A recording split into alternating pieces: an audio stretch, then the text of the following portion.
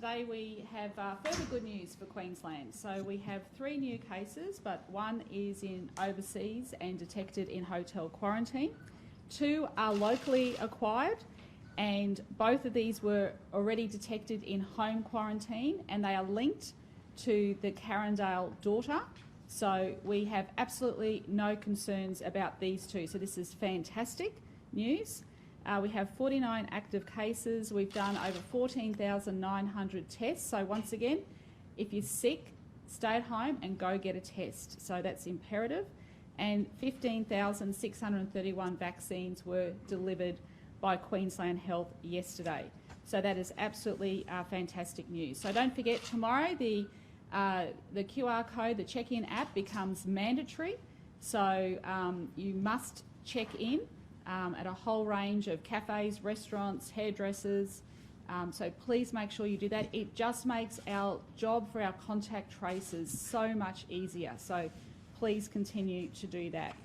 And I want to give a big special shout out to the 10 staff at the Sunshine Coast University Hospital who went beyond everybody's expectations. I'm just so proud of them that they put their own lives at risk to go in and help a COVID positive patient who went into a anaphylactic shock, and they went in, they saved her life. I'm so proud. I'm proud of each and every one of them, so I thank them. I know that Queenslanders are proud of them as well, and of course they'll go into isolation now because they just went in and did exactly what anyone who works in our health service would do. So congratulations to each and every one of them. It just happened so quickly. There was no hesitation. They just went in and helped out, and thankfully the woman survived that particular episode. So I'll hand over to Dr. Young. Thanks. Thank you, Premier. So 3 new cases overnight, 2 in home quarantine. So they went into home quarantine on the 2nd of July when we announced those 2 individuals in Carindale that were confirmed positive and are part of our Alpha cluster. So when they went into home quarantine, they tested negative. They've now tested positive, both of them.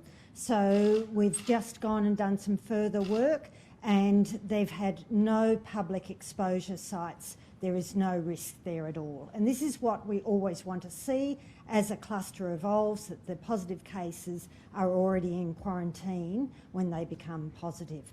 Then the 3rd case detected in hotel quarantine on day 1 of their stay, recent travel, returned from overseas.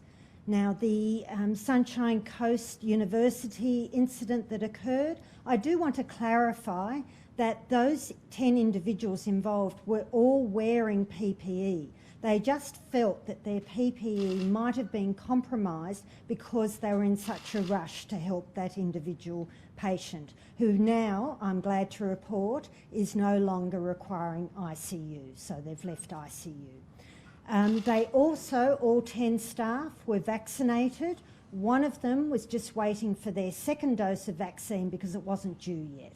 So that's also good. But despite that, because we're being very, very cautious with the Delta variant, which is what the patient does have, all 10 have gone into quarantine for 14 days and will be regularly tested in quarantine.